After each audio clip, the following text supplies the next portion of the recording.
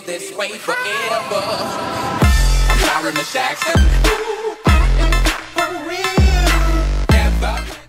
Hello everybody and welcome to Unstopablness Gaming. Today we're doing another battle on Wi-Fi Wednesdays, and today we're using Scolipede, Furfrou, and Malachik. Three of my favorite Pokemon. Okay, we're going to start out with Scolipede against Ambipom. Alright, because I actually figured he'd use the Ambipom first, but I did not figure that he would have Fake Out, and that really ruined what I was trying to do with Scolipede, because I was going to set up my Furfrou and make it a monster, which it already is, but it flinched my Pokemon, and I couldn't really do anything, but the speed boost went in, and I was like, I'm just going to waste this Pokemon. Go ahead, use Steamroller. So I used Steamroller. I thought, I'll get something on it. And it did pretty good, but the Aerial Ace really took my Scolipede out, and that's just all I had to say. It was hurt by the rocky helmet that I had on its hand. And there's my Scolipede down for the count. And that Ambipom lost some of its HP. It's down in the red, so all it's left to do is just hit it with a simple attack and it's gone. So I sent in Furfrou with Sucker Punch because I knew he only has physical, he has mostly attacks and not really defensive moves. Next he sent out Garchomp. And you know, you're thinking Garchomp versus Furfrou, Garchomp wins every time. But let me tell you, my Furfrou is a monster. But this first Earthquake, that's some pretty good damage. But what I'm about to do is I'm about to set up this Pokemon super crazy. Because I'm going to use a Cotton Guard, which raises his defense drastically, way more than anything else. It's like one of the best defensive moves I've ever seen in my entire life. And I also have leftovers on him, so he can just regain his health all the time. Alright, that Iron Head. Iron Head has the power of flinch, but it doesn't flinch that time. Then I go ahead with the return, does some damage with the leftovers, bringing my health back. And get some health back, and he goes in with another Earthquake. Let's see what it does this time with the Cotton Guard on. See, it was about half the damage, but we used Cotton Guard again. Now it's going to be even less damage next time he uses a big hitting move like that. And there we go, more health back to us, which brings us back up to 80 health. Those leftovers are really good. Let's see what Earthquake does this time. Even less. It's barely even hurting me now. But now I'm going to make it even worse by using Charm, which will lower his attack harshly.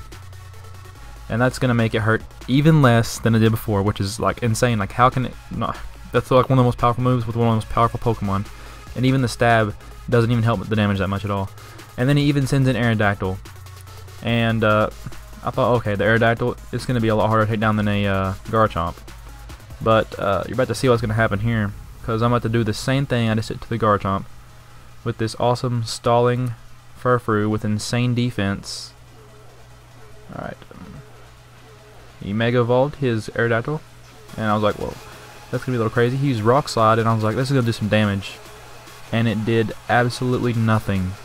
So I used Charm, which makes his attack do even more nothing than before. So he's like, this is like a nothing Pokemon. The only way you can stop this Furfrou is if he had a Ghost type Pokemon, and he does not. He has 3 Pokemon, and none of them are Ghosts, and it just doesn't work out too well for him. I go in with a Sucker Punch, and does some damage. Not enough to really matter, but I do some damage. He does less damage to me than I do to him, and I keep getting healed, so it's just downhill for him right here. And the leftovers help me while I'm in the sky. The sky drops, I fall down, take some damage, very little damage. And I use Return, going with Return, and a lot of damage. I'm not sure how Return works in Wifi Battles. I'm not sure if the caring for your Pokemon carries over in this, but I hope it does. The Rock Slide, and no damage. That was literally like 1 HP down. And I go in for the Charm, and he's going to do like 1 HP with every move. Like, take away 1 HP with every move. It's going to suck for him. He knows he's going to lose this battle. He has no choice. He could quit, or he could just be a man and ride it out. And ride out the loss against a Furfrou. A little dog, a Pokemon. A little poodle. At first, when I first saw Furfrou, I didn't really know about it. I was like, it's kind of weird. I'm not really a big fan of the new X and Y Pokemon, but then as I started using it, I grew to love it, and I was like, wow, this Pokemon's awesome. So I found a perfect IV one, trained its EVs all the way in defense and special defense, and it's just crazy. Even with the Ghost type Pokemon, I have the Sucker Punch to counter that, but that only works if they use a offensive move.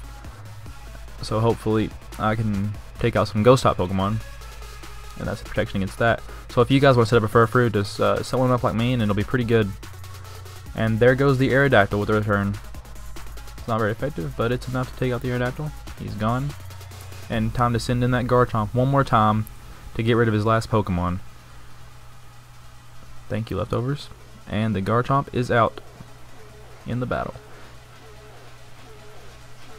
Okay, the Earthquake, how much damage does it do?